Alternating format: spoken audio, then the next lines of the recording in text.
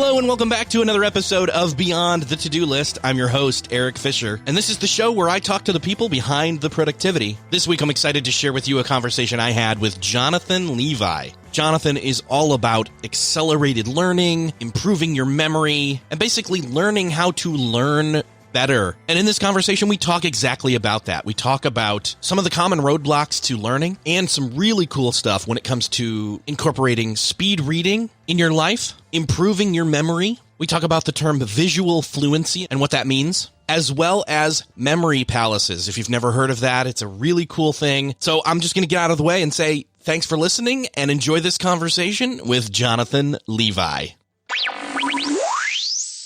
Well, this week it is my privilege to welcome to the show Jonathan Levi. Jonathan, welcome to the show.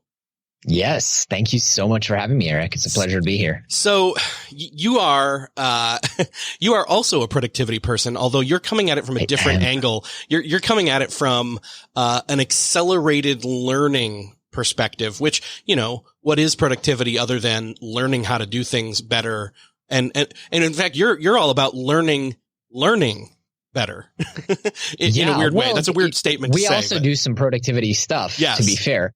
But, I got into this whole world with the learning how to learn. And then I used that skill to learn all the kinds of productivity stuff. Cause, if you're a kid who grows up with ADD and you feel like you can't get a whole lot done, the first thing you're going to do is be like, wait a minute, can I use this skill to do other stuff better too? And it turns out you can. Yeah. Well, let's go there. You mentioned ADD or ADHD, I should say, is really the more common term these days. What is your backstory in regards to, how you grew up and your struggles and how you got interested in the learning how to learn better? I, growing up, was a really happy kid, got along well, had great parents, had good friends. Until about second grade, when all of a sudden it started to be a problem that I couldn't really pay attention in class and I wasn't getting things as fast as other kids seemed to be getting it. And I just, I was coming in a lot at recess and having to have things explained to me more than once. And so along about second grade, my parents had me tested for ADD. Back then, people didn't talk about the H part. I actually don't have hyperactivity so much, but I definitely drift off. I definitely lose interest in things really quickly. And then they quietly kind of decided, yeah, he probably has ADD. Let's not medicate him, which I understand the decision. And everything was kind of okay. I was never the brightest kid in class. I struggled, but I managed to catch up because I had really good teachers until sixth grade, when all of a sudden school was this hard and scary place. And now even the subjects that I was getting by okay in, like English, I was behind. And I wasn't just behind in the classroom. I was behind outside of the classroom as other kids were learning social skills and skills of speaking to the opposite sex and how to get along well on sports teams and all these other things that allow adolescents to create an identity and have self-esteem. I wasn't able to learn. So by the end of seventh grade, I was in really, really bad depression. I was contemplating suicide because I just couldn't be proud of anything, and therefore I was really unhappy with who I was. Fortunately, I decided to stick around. There was an intervention involved, which was one of the more painful memories of my young life. And I decided that if I was going to stick around, I need to figure out how to be the kind of person that I want to be and the kind of person that I'll be happy looking at in the mirror.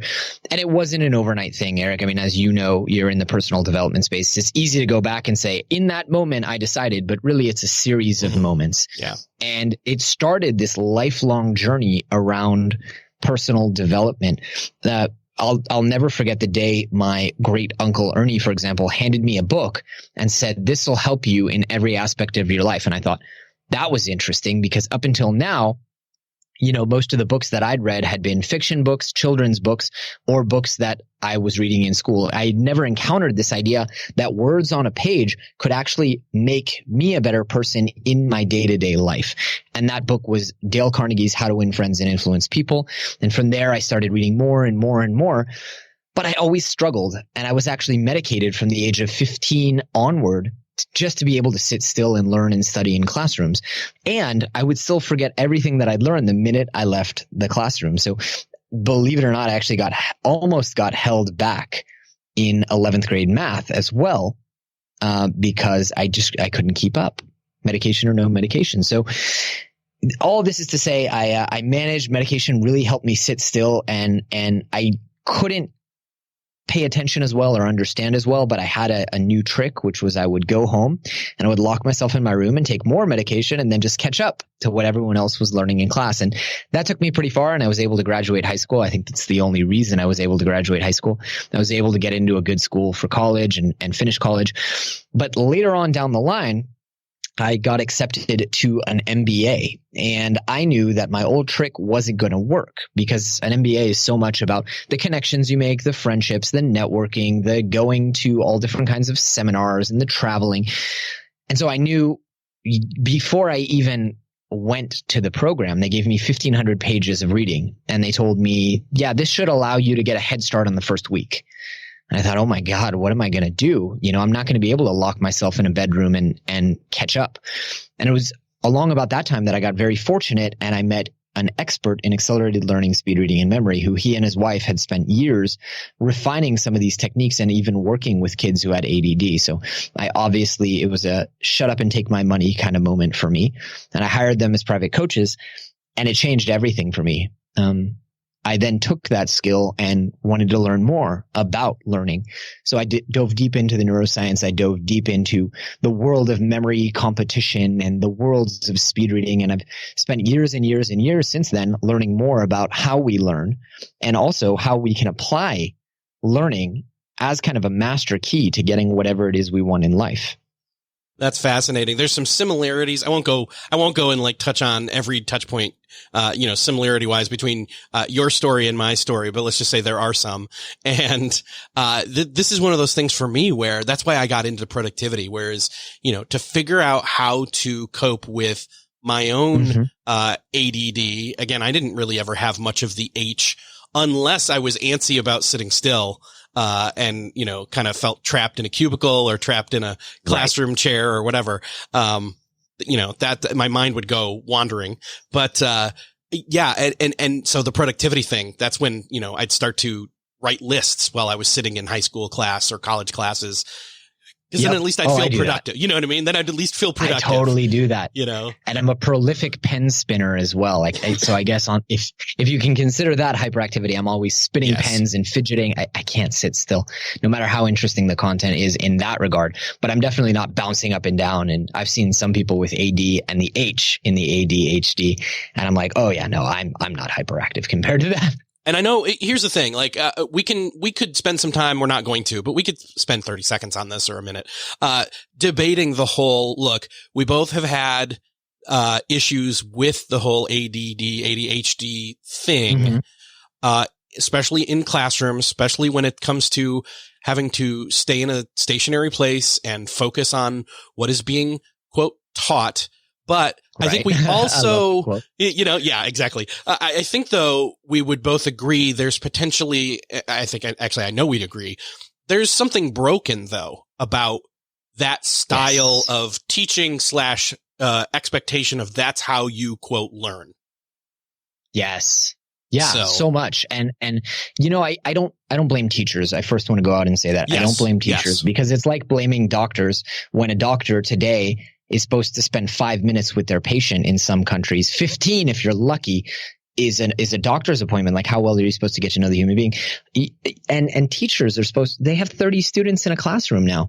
And the fact of the matter is with our education system is it's been designed for efficiency, not effectiveness. And it's the same with our food system, by the way. It's the way we got to where we are as a species is by looking at efficiency and mass production and industrialization. And so our education is industrialized education, where, a lot of the stuff that I talk about in my books is really understanding the individual learner and tailoring, and this is just the high level, right? Not talking about memory techniques and things like that, but tailoring the learning experience. We know from a ton of research that people learn when the experience is tailored to them, that it's catered to their prior experience, it's leveraging their prior experience, it's customized to them, and it's customized to their wants, needs, desires, and intended applications.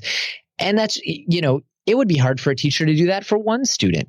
much less 30. So I don't blame teachers, but the system is definitely broken. And I have to say, between you and me, productivity geeks, Eric, I'm really hoping that the breaking point for this is going to be technology and especially things like artificial intelligence, where we have the computing power to tailor a curriculum for tens of thousands or millions of students in the country and say, this is how Eric needs to learn it versus how Jonathan needs to learn it.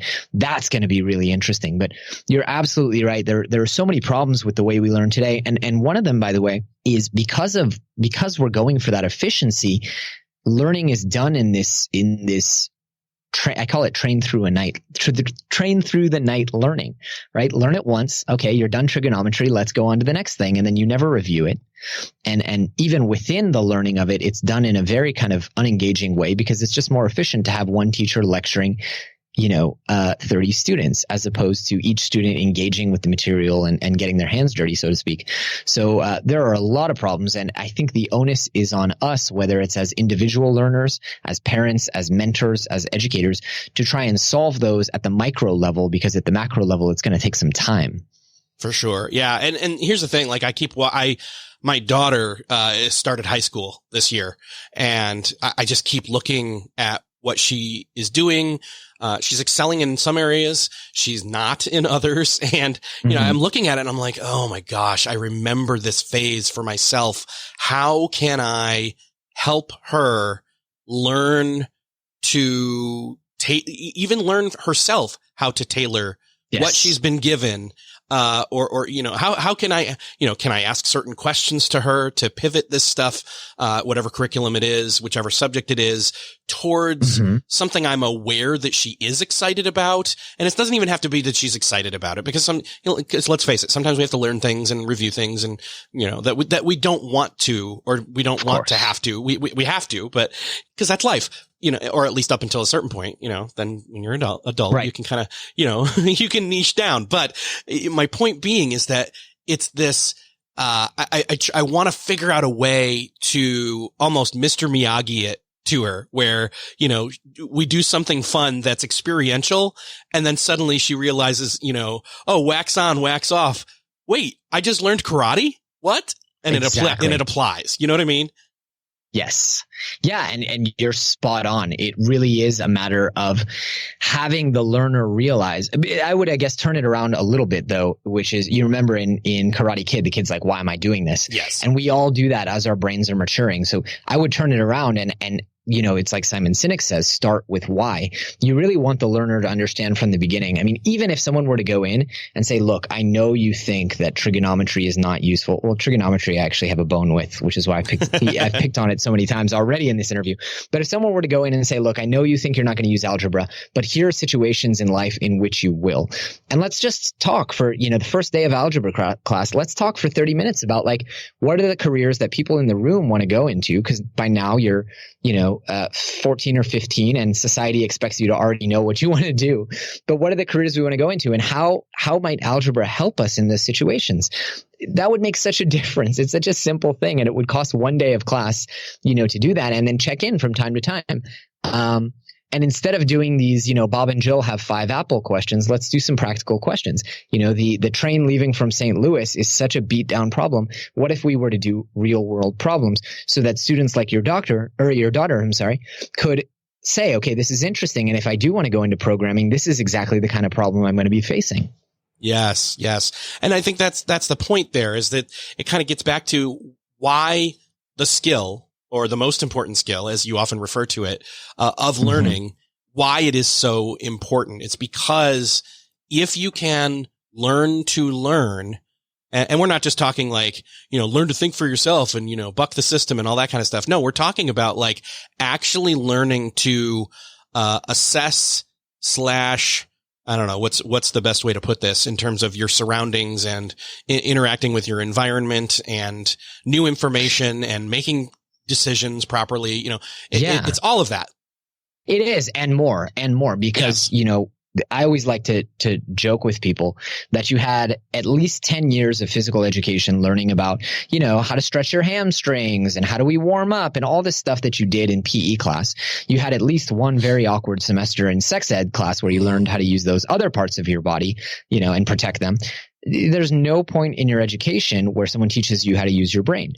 And your brain is the most complex object in the known universe. Most people don't realize. That doesn't mean it's complex to use, but it's a very complex organ, way more so than your heart or your lungs or anything like that.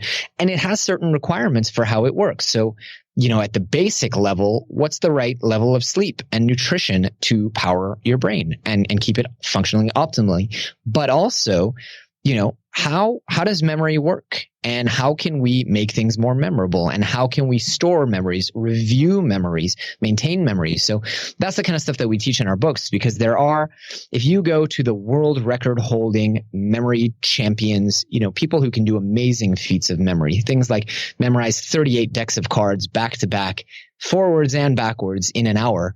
Every single one of them will tell you, I always thought I had a lousy memory. I always thought I had a below average memory, and that's why I started training. None of them have a genetic advantage. And so every single one of us, can you imagine if you had that skill of being able to memorize huge amounts of information and then you went back into the workplace or you went back into academia, it would be like showing up to a water gun fight with a fire hose. Yeah. Yeah, man. And it's remarkable that we have this ability and potential, and yet we don't know it, or at least, and we even downplay it, even, like you just said, with, right. People who have achieved great memory, great feats in memory, who have always said, I don't have great memory. Exactly. And it all comes down, Eric, to technique. It's all technique. And I think that's going to be very liberating for a lot of people, because you don't have a bad memory. I love how people always tell me, oh my gosh, I need to read your book. I have the worst memory. And I go, you really don't. But that's like saying, I have it's like someone who's never weightlifted in their life going, oh yeah, I'm destined to be absolutely weak. There's no chance I could ever be strong. You would never say that. You just know that it's a matter of training. And the same is very much true of memory. Well, let's move into techniques a little bit here and kind of, roam around.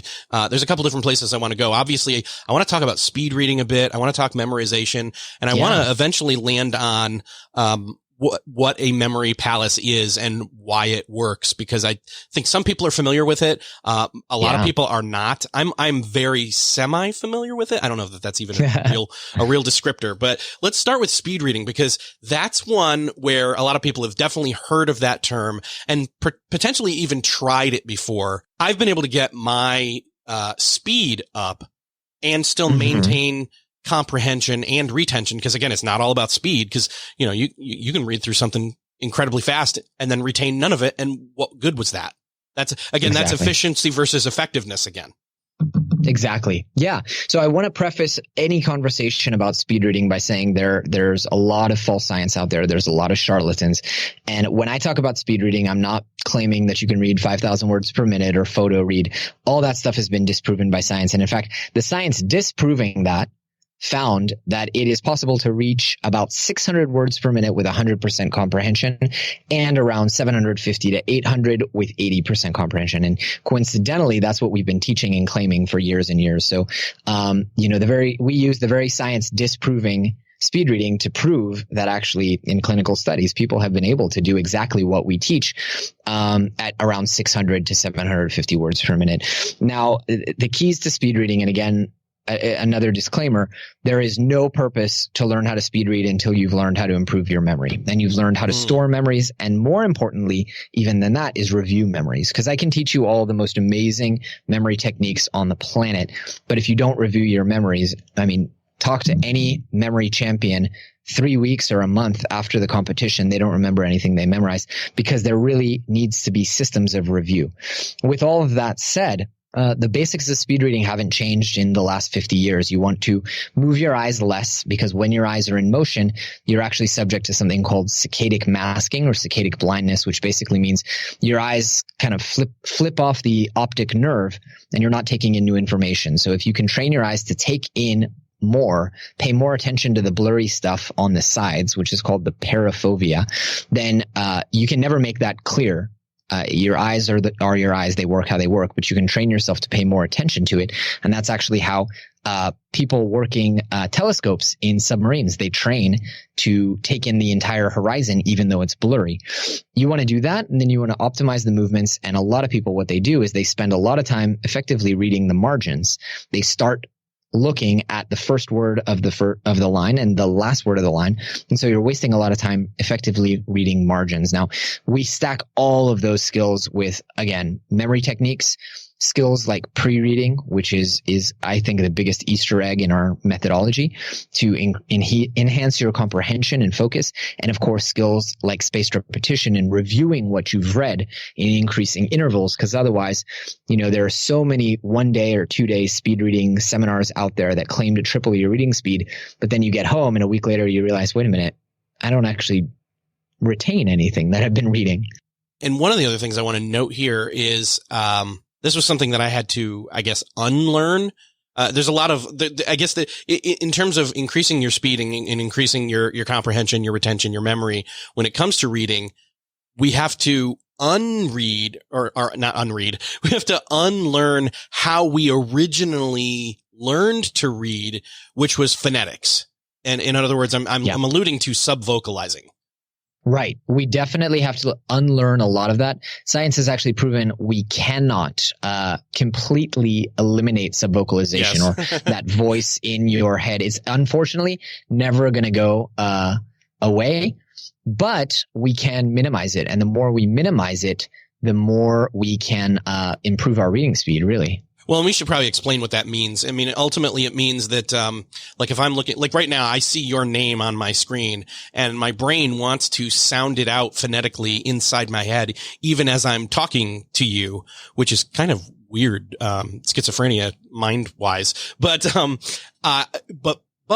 my mind also, through my eyes and to my brain, recognizes the characters and can recognize what those characters represent without me having to sound it out. But again, when we're young and we're originally learning to read, I have a son who's he's a great reader, and he gets faster and faster, but it's because he'll say something wrong. We'll say, oh, that's actually this, with all the different quirks that are in all languages, but English specifically. Yeah. English is really messed up in a lot of ways where things that should sound one way or sound completely different. And, he'll say blued instead of blood. And I'll say, no, actually in this instance, it's blood. And he's like, oh, okay. So he knows now, but he's sounding it out forever from that point forward. Right. So. Right. And there's so much interesting stuff to say about that. Part of it is like, you would be surprised, but I speak 4 languages. I only speed read in the one because it takes time to develop that visual fluency where you just see a word. I mean, we've all seen those, memes or pictures where someone writes something and everything but the first and last letter are rearranged in the middle of the word. Right. And we've all seen those and been like, holy crap, I can read that. It's because our brain is just looking at the shape, length, and the beginning and end, and it's treating it like a symbol. So we can all do that. But for me to do that in Russian or Hebrew is near impossible yet. I mean, so far, I don't have as much experience under my belt reading those languages, which I just think is this really interesting, if you want to learn to speed read in a language, part of our caveat, as we tell people, it usually doesn't work for people under the age of 13. It's not because their brains can't do it. It's just they haven't been reading enough or long enough to be able to do that. But you're absolutely right that with time we learn to just take in those symbols. Well, and you said just a second ago the phrase visual fluency. The phrase visual fluency triggers to me this aspect of learning that is all about sometimes people say photographic memory, where like I can look at a page, like I've got a page sitting here on my desk and there's a phrase there. Well, I can then look away from my desk, but I can still see that page in my head. And it's kind of that visual internalization, learning, which I know is kind of part of this as well. Absolutely. And A good example is someone can show you a picture and you instantly recognize. In fact, you can recognize a familiar face in about 150 milliseconds, and you can also ascertain the emotion on that face. So we're really fast at recognizing pictures. And a lot of speed reading is just getting to the point where you recognize words or groups of words as pictures. Yeah, man. So it takes time though. I want to yes. give your audience a caveat here, which is it took me about 4 to 5 months to really get into the flow of this when I first learned. And if I take, a few months away from really reading every day, I have to get back into the skill. So I call it in my book, I call it the skill of learning to walk on your hands. It's like you can learn to walk on your hands, and with time you get practice and it's great and all is wonderful. It's always going to be more comfortable to walk on your feet. When I get out of bed in the morning, I think to walk on my feet. So a lot of times when I sit down to read, I have to go, okay, remember speed reading, yes. because it's more natural to do what I did for 25 years before. And the other thing is, if you don't walk on your hands for 6 months, those joints and tendons and ligaments are going to tighten up, and it's going to be real hard to do something that used to be easy for you.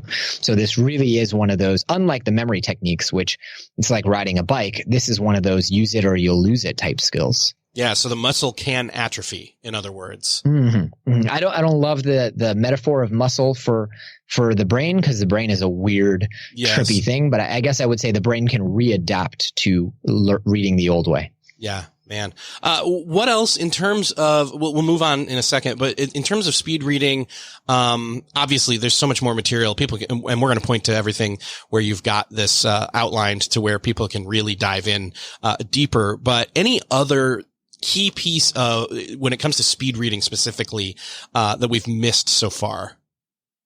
Well, it's not so much speed reading as pre-reading. A lot of schools actually teach this. This is one thing they really get right. This SQ3R framework, which is survey, question, read, review, recall. And we've grouped the first two, survey and question, into what we call pre-reading.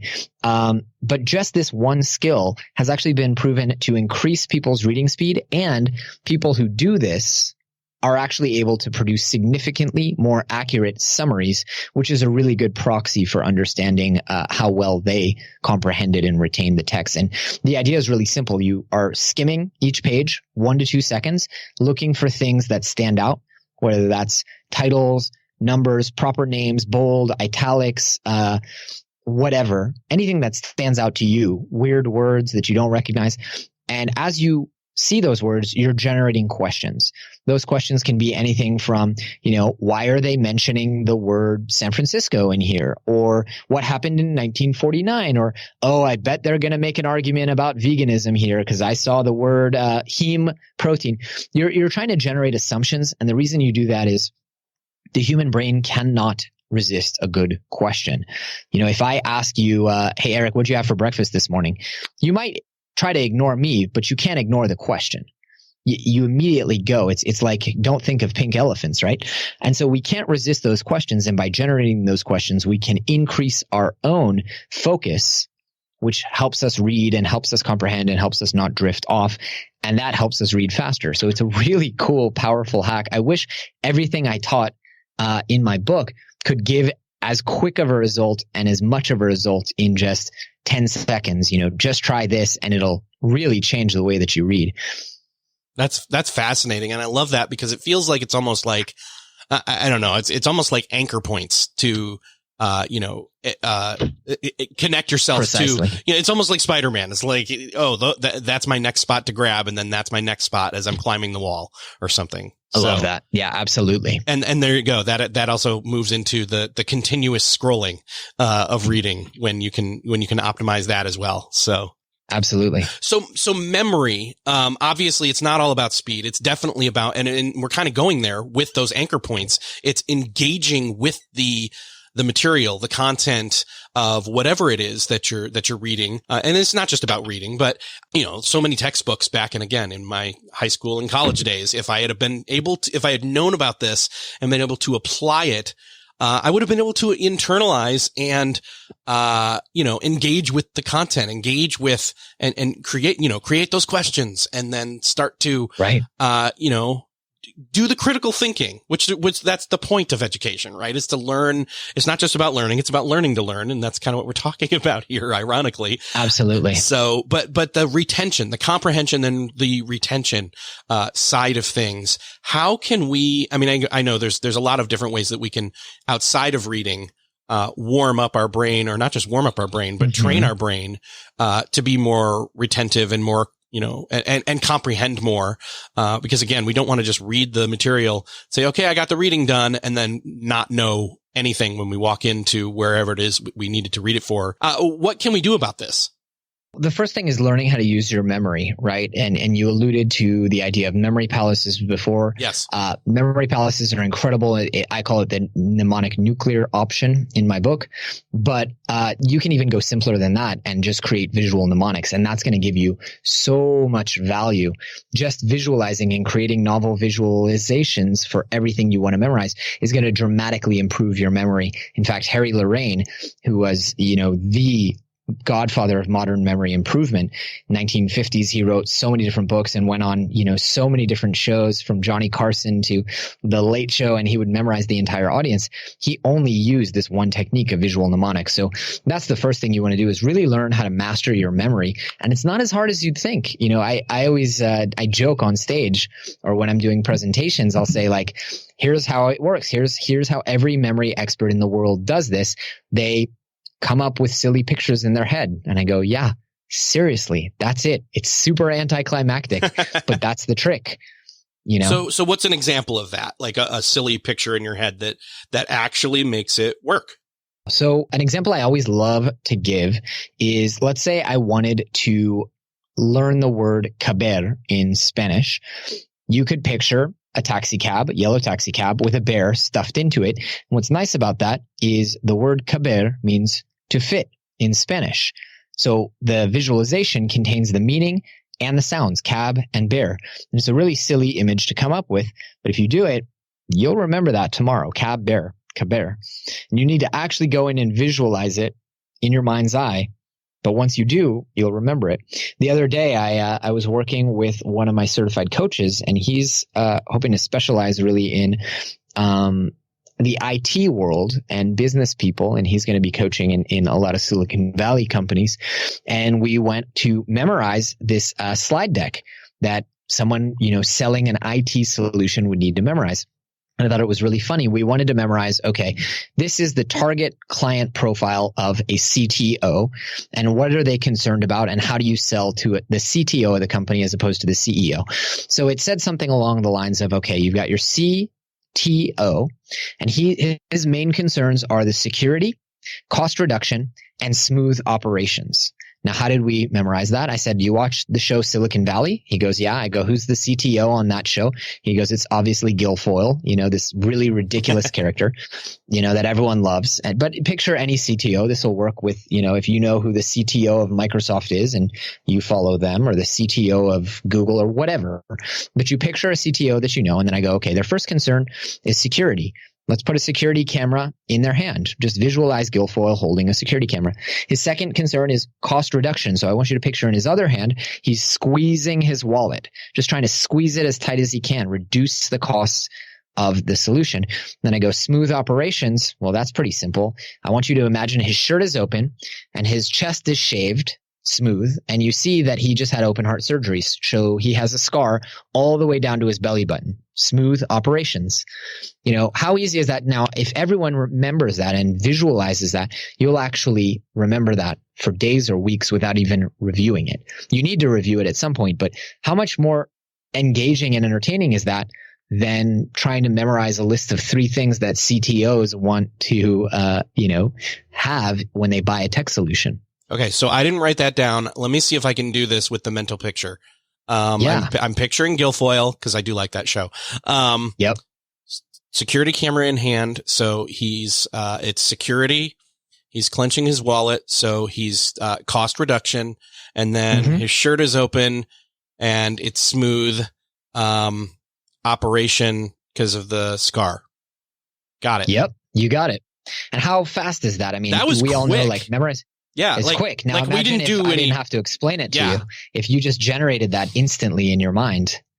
Yeah. Boom, And to you're be there. fair, like I didn't cheat or anything. I didn't write that down as you said it originally. Like that was all off the top of my head, but the visualization, again, this is what I was alluding to earlier about, when you said the phrase, visual fluency, like that, right? That was fluency that I was just, exhibiting right there.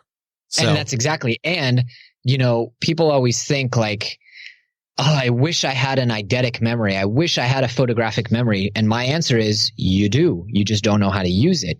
And what we teach, I mean, what I've just taught your audience, run with it. Like you can use that and that's all you need to know to have a massive improvement in your memory. Now, if you want to win competitions, there's some hacks and ways of compressing the symbols and training, like that stuff's different. And we teach that. But all we teach in our courses is, okay, I now have that skill. How do I adapt that? How do I memorize numbers? How do I memorize names, faces, foreign language words, word for word speeches or poems, Bible verses? I mean, there's an adaptation to everything, including mathematical formulas and scientific formulas.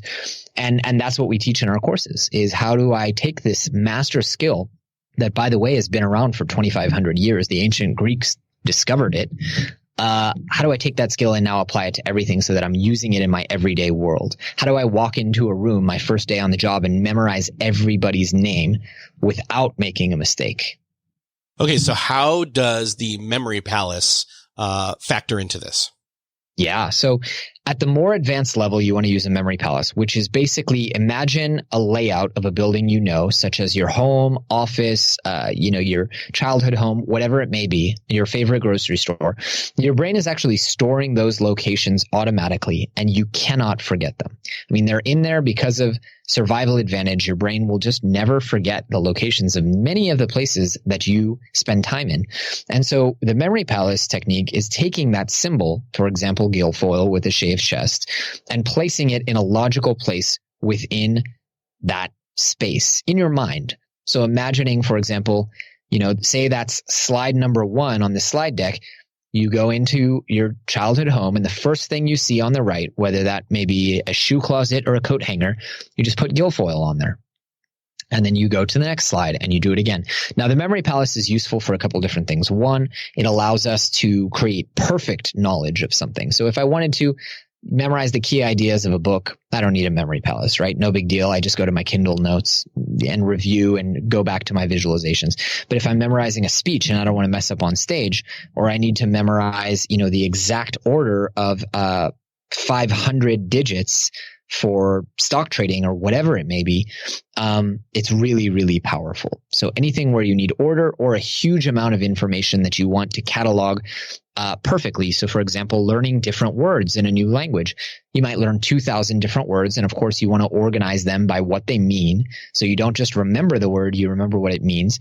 You want to know what part of speech it is. So you don't accidentally use an adverb as an adjective and sound, sillily when you're speaking the new language. You want to sound silly, not sillily.